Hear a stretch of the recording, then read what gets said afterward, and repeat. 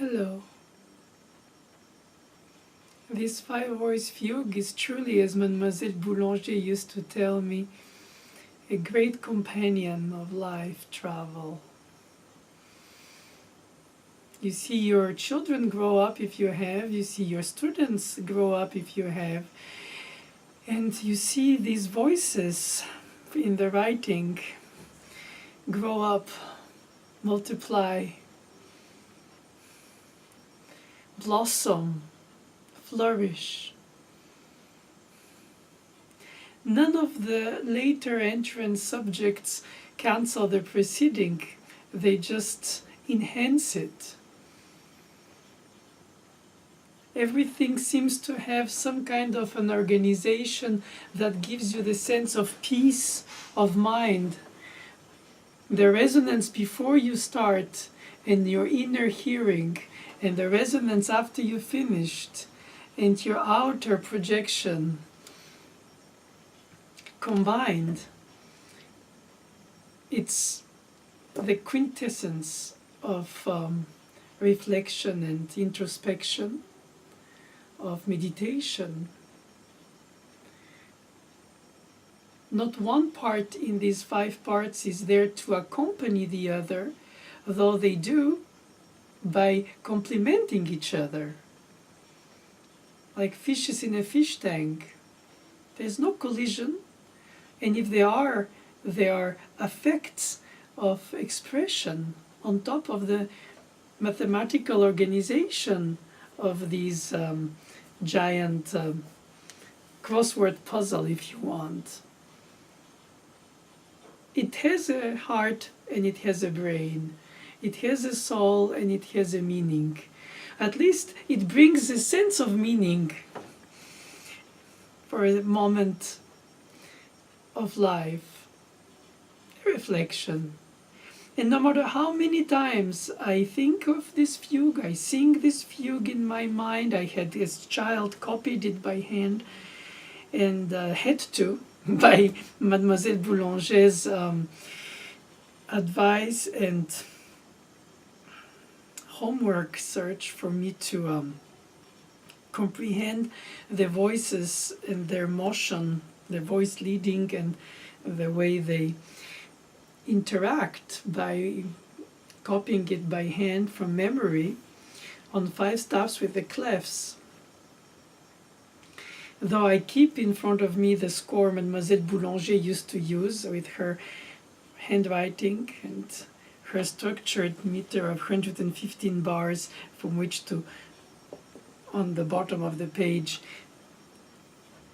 organize the structures of the different sections and see the proportions. Again, that is the brain start. And then once you play it, it becomes something elevating the spirit. I think to a certain extent, every time I play through the fugue, it reveals itself differently, as if I see the children grown, or I see the students become teachers. The very large value subject seems to be defining the piece with the sign of the cross that it represents musically, symbolically, but also by the undying decay, or seemingly so, of the resonance. And if you stay too long, then of course it won't speak for the next. And I think that when Bach writes fugues like this, they are vocal, and then he insists with faster energy and flow of 8th notes,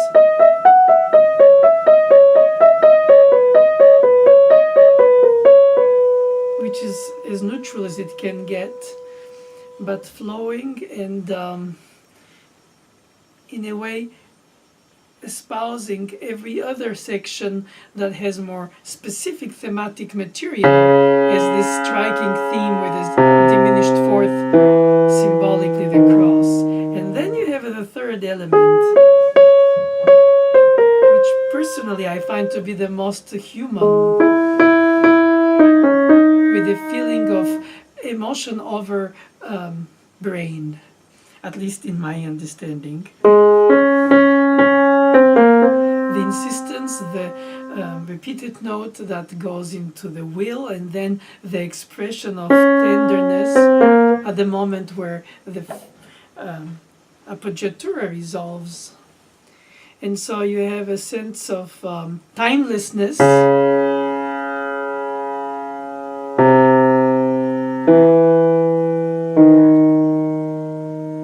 sense of flow. Time flies, almost perpetual motion. And then almost a melody with an expression of emotion rather than of statement that comes from direction of life, of faith, of fate, of distance, and of aim, which is what these very large values in the beginning become.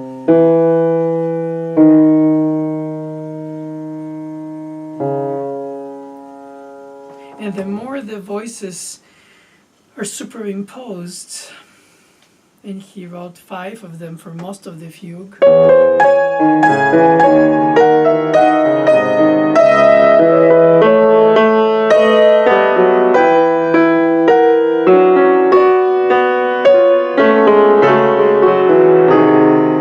they overlap, they overcome, they overtake, and in a way they harmonize with chords that we feel as tension release, minor, major, chromatic drops of a sense of a lament in a C-sharp minor general tonality. But that are the slices of the cake, and if you take them separately,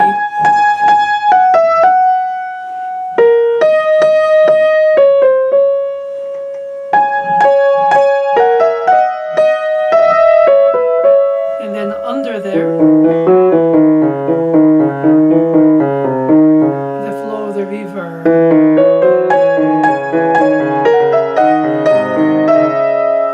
And then when it reaches that high E,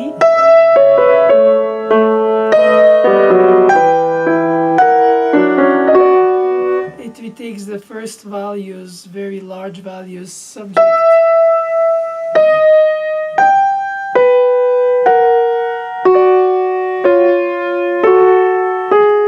And because of that crossing over the leading tone into the third,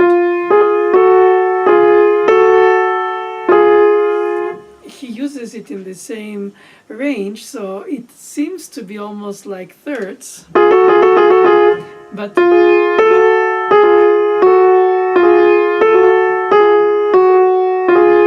you have to highlight it in the voicing on the piano, which allows to, or combine in a way, the length of sound, if not fully so, of the organ with the articulation and the expression and the emotion of the harpsichords, the short values. In a way, it's a harp organ, the piano in this case. And because you can voice and bring out and choose to so bring therefore back in the background some of the voices in order to bring some out. If not, it will be too crowded, and when it's too crowded it becomes ununderstandable, it becomes saturated. So in keeping it in layers, keeping it in voicing, keeping it in 3D dynamics in the sense of voicing, but also the importance of each of the element being not connected to the dynamic level. It's not because it's less loud that is less meaningful. It's not softer or louder, it's more distant or more present, and you alternate the focus and the elements which you highlight in order to bring a general soundscape which incorporates the complete combination which is inevitably harmonic by the vertical slice, even if it's organized by a vertical, therefore in this case horizontal layers.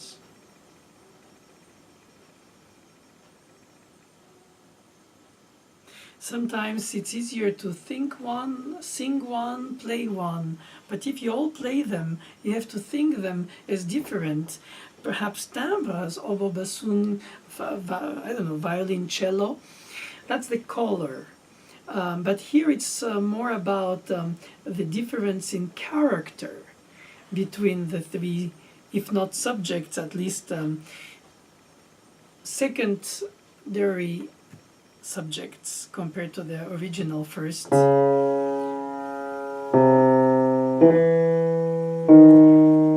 And it looks, sounds, and appears to be so lost in the vastitude of things because of these very large vowels, I was going to say, yes, long vowels, sung, of this long values.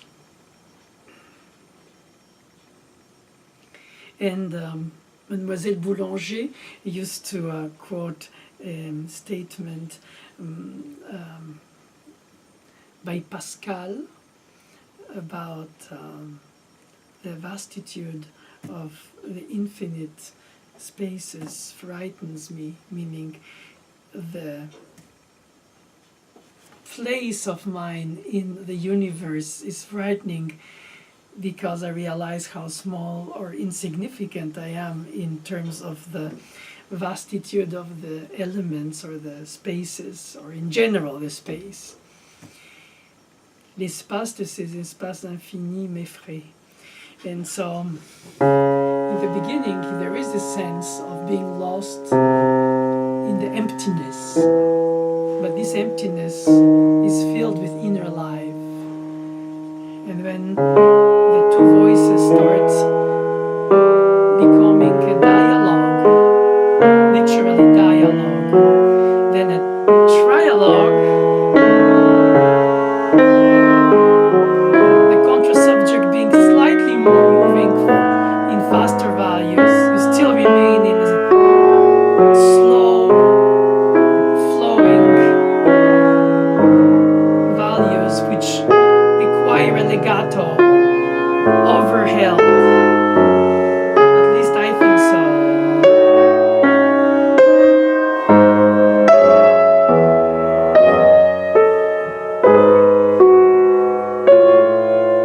And by the time you expose the five voices with the subject and the answer alternatively, you lost the fourth or the second, because there are four at the end when there should be five.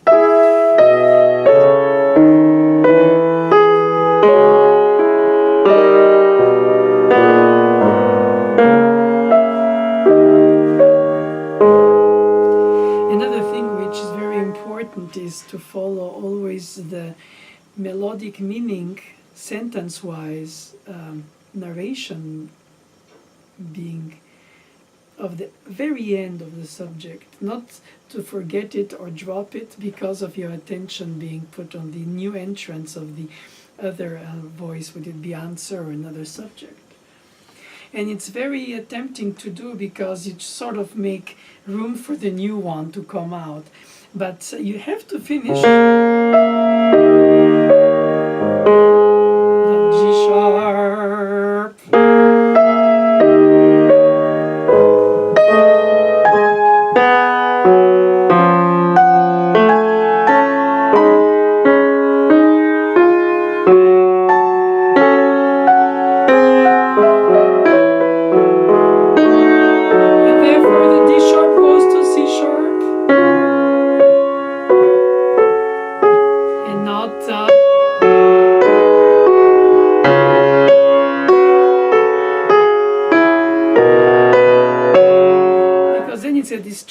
Flow of zigzagging demonstration of entrance of this, starting of that, interaction with this, and because all the voices complement, but in a way they distract.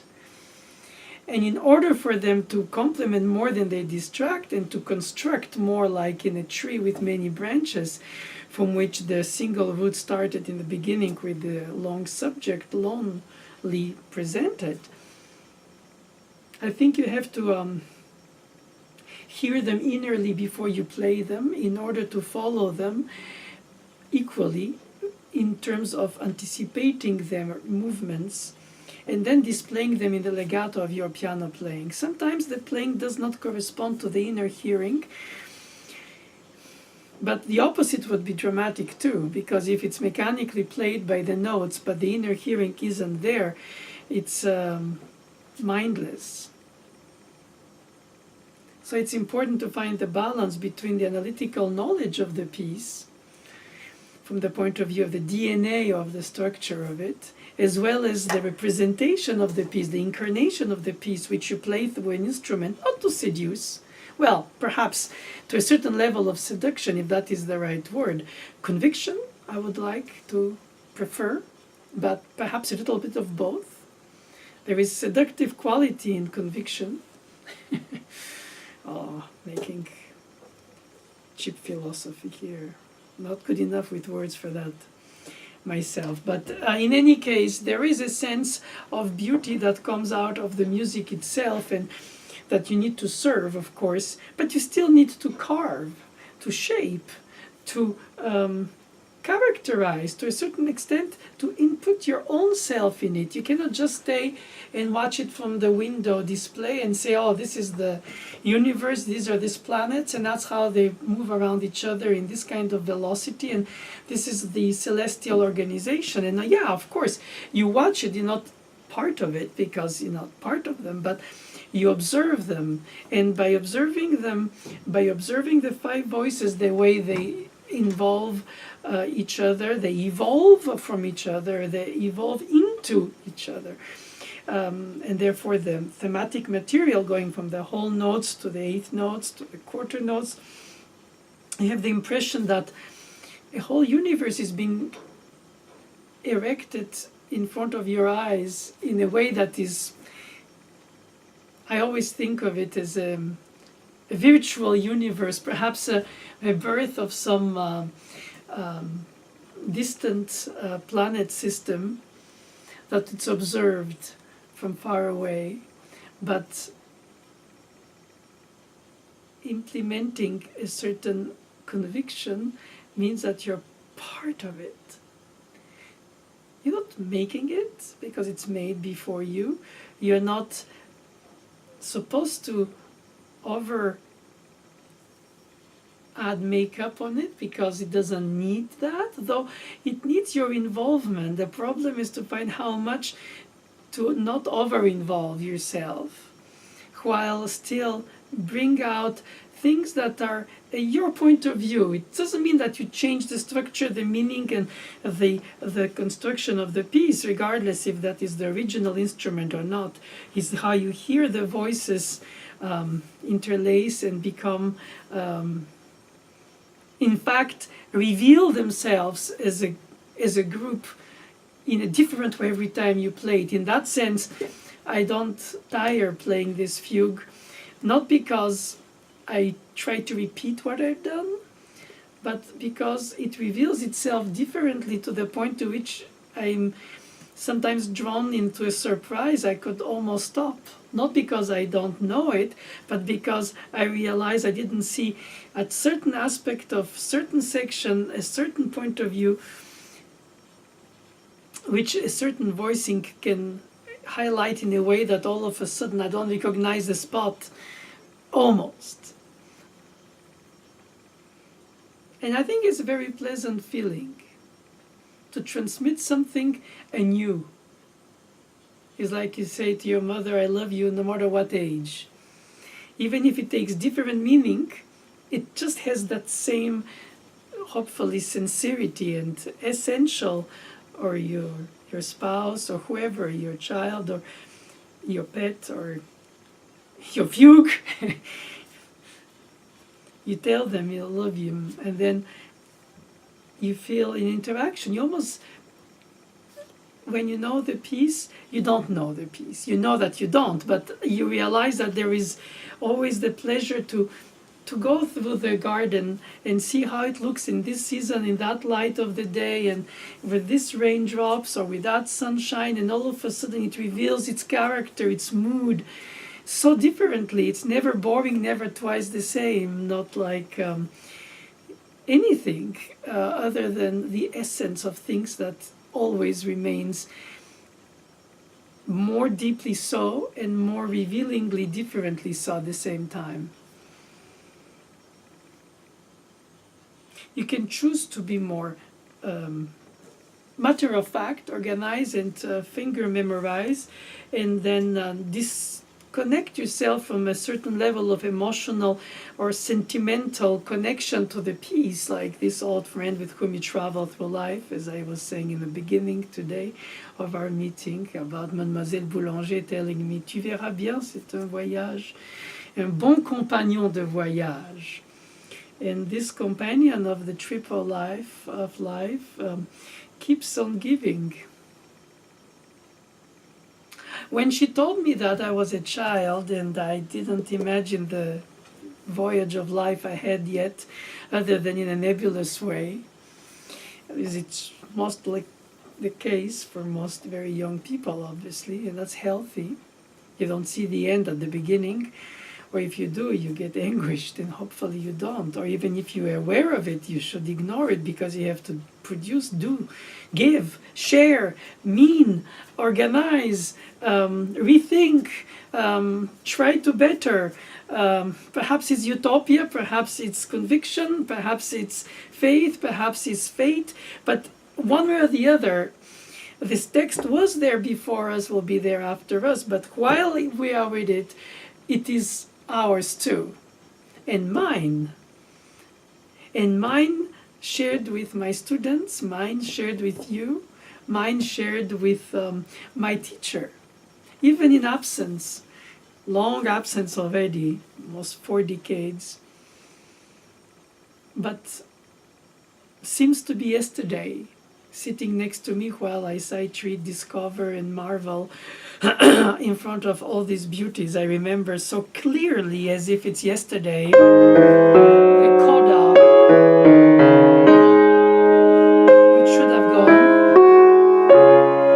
with the typical, or very often used, not typical, because that's not right to be typical for Bach anything, but yeah, the Picardy third. But the chord has an extra note. And I liked, already very young as I was a child with her, these chords, the ones that seem to be the dissonant ones. Like in the Barcarolle, no, sorry, in the Ballade.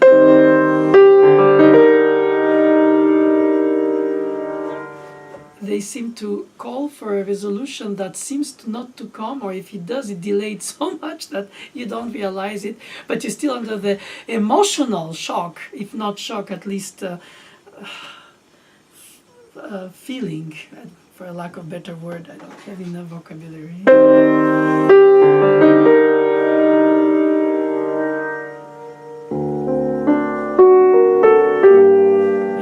After you construct the whole fugue and you reach the final dominant tonic perfect cadence with the suspension,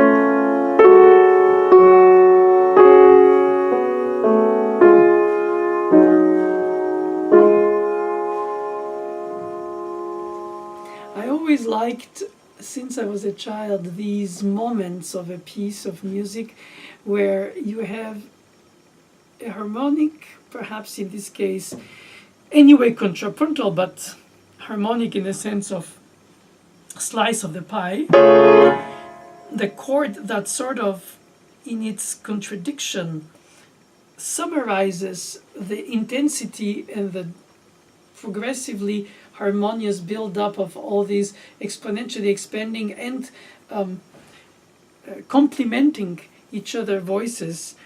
and you feel like it can never stop because it's an overexpansion of the universe of these voices. They don't need this collision, they just complement each other. And then all of a sudden, it's conflictual. At the very end, not all of a sudden, that would be not the right thing to say. It comes only in 2, 3, 4 bars before the end. So it's perhaps a way to implement a sense of failing, perhaps the humanity in us, no matter how much we strict organize our structure. And if had he done that, had he done this directly, we would have never thought, oh my God, we're missing something. I like that when we start second guessing the composer's thought, oh, they should have done this, or the publisher this, or the first manuscript, perhaps there was a correction, perhaps somebody did that, it led to, and then after the next edition, Clara recorded, and perhaps she didn't record, but she published after his death. So we can always, and like to, and we need to find not logic, but some kind of root reason for what is where and how it is, other than that we receive it and we accept it. But besides that, while we work on it, and for memorizing purposes, for understanding purposes in terms of the structure when we play it, we inevitably look at those things. And so all of a sudden, there is the moment where the composer does the thing that you don't expect, that is not part of the plan, or perhaps shouldn't be. And of course, out of context, the audacity of it escapes us grandly, because when you've heard more dissonances in everyday's music, then the sense of consonance for the dissonance, the tension for the release, coming in a given centuries or even portion of centuries section with the ears of the time, that audacity today escapes us. Obviously, it's lamer, perhaps. And perhaps we have to isolate our inner ear from everything else we've heard, which is autistic, very difficult to do, and then just try to absorb it as it was heard then, or observe it as it was understood then, or rejected then, or surprising then. To the point to which the first ballad in question, the editions in the 19th century, finishing 19th century, often had an ossia, normalizing that E-flat appoggiatura, which seemed to be a unsolved dissonance, or basically a wrong note, to put it in lame terms. Of course, it's provocative to mention it as such. But I find that these wrong notes, or these disturbing notes, or these dissonant notes, these notes that bring the inner commotion within the emotion,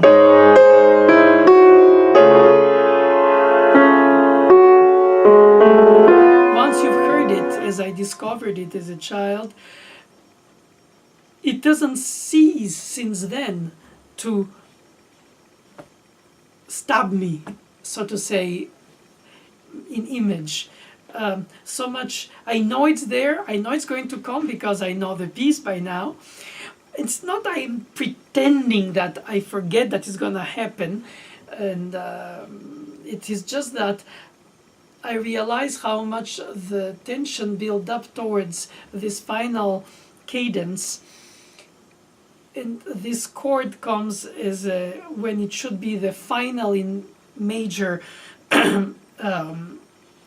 sort of clean articulation of the harmonics that doesn't allow for minor major overlapping of the overtones, which the minor allows. The major is the clarity, therefore the major is also the vehicle suggestive of optimism and, in a way, reaching beyond the struggle into the light. But that is a very later than Bach's time concept, probably, of the reason for the major pieces ending in major when they start in minor. That's the whole point of the Picardy third. But I think that the perception of minor and major in that time was different, perhaps less connected to the mood only. Besides, when he plays the A in question is the minor 6, but the E sharp is the major 3rd. So it is major, but granted is not fully major, nor is it, of course, fully minor. So even if he finishes in major, as we like to say, it's not really fully major, sort of a minor, as I always like to say, or major. So it gives that, I think, sense of accomplishment to have reached what we were struggling to search through for the whole fugue, in the sense of vicercar, which means vicerca, search. And fugue is chase, so the voices chase each other in that search. And then you reach the point, the cadence, where you end. And if it's in minor and ends in major, of course it gives the impression that you prevailed over the vicissitudes of life through the sections. Again, I'm sure I'm reading into it more than, or human, emotionally more than he would have wanted, probably, as an author. I think he would have liked us to always search by studying through it how we organize our voices, that they create tension and releases by being heard above each other, around each other, over each other, under each other, but in a flow, in a continuous. That's what I think is more important than all things, is the flow, the thought process flow. The thought processes in plural with the many voices, and they all advance, no matter how much they complement each other or they interact with each other and they collide with each other to a certain suspension release, tension release situation, they flow. Everything has attraction from the first bar to the 115th bar, and it doesn't stop. It does slow down, it does get busier, especially when all the voices speak at the same time in eighth notes. So it's stretto, as they call it in Italian, of course, for the tighter, the narrower. So the impression that you have a rhythmic build-up, which is not an accelerando per se, but it gives that illusion when you go from whole note a bar and eighth notes by 8. So inevitably the bar of 8 notes and the bar of 1 note seems faster. Well, it's not really faster, but busier. And then combined with the different voices, when you hear at the end,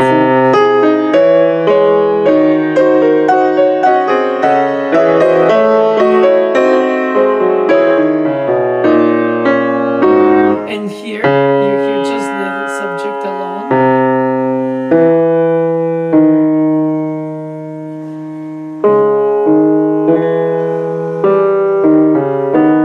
It does seem slower, at least broader, larger. So there is this kind of a dynamic build-up that the fugue brings from the single voice to all the voices, from the, in this case, whole note to the 8 eighth notes a bar, and then the combination of voices plus the different subjects or newer elements that combine with the different contra-subjects. And once you know that, it doesn't mean that you know the piece. Once you have played it, recorded it, written it, sung it, taught it, and re-recorded it, you still start it and you go, oh my God, what is the meaning of that? What did he want to say? How do I bring this without to cancel that? How do I follow this without to heavier push on the eighth notes and create more meaning to the held sounds? How does the middle voice not get eaten by the others around who are more heard? How the next voice doesn't cancel the preceding voice?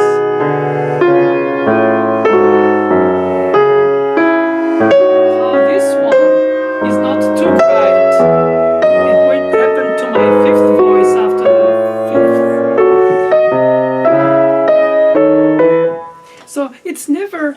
twice the same, not even close to any sense of reliable knowledge of it. Well, you do know it. It's just that it reveals itself every time so differently that it becomes, you put yourself in question because you rediscover it, because you discover it from another point of view. The highlighting, the tempo, the traction, the length of sound. Some instruments carry longer than others. The structural combination of dynamics, where you stay softer or when you start rising the dynamic level, when you think it's too early, when you're afraid you're going to bang because the length of sound will be cancelled by the articulation of the hammer triggered instrument, where you hear only the vibration of the string. You don't hear the string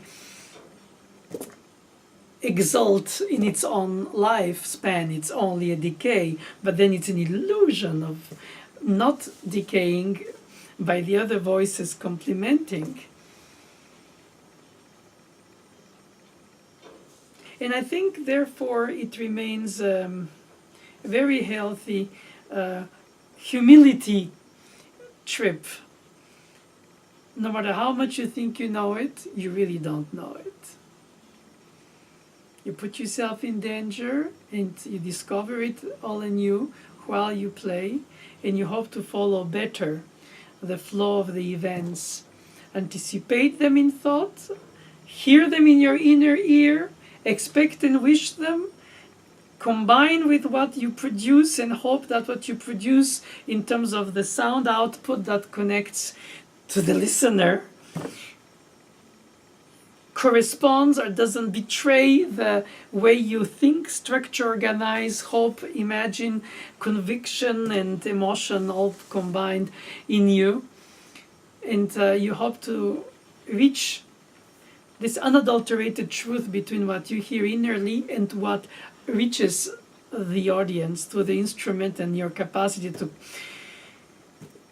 control and sculpt the resonances and the voice leadings and the whole, in fact, the whole texture. No matter how empty in the beginning and how busy at the end.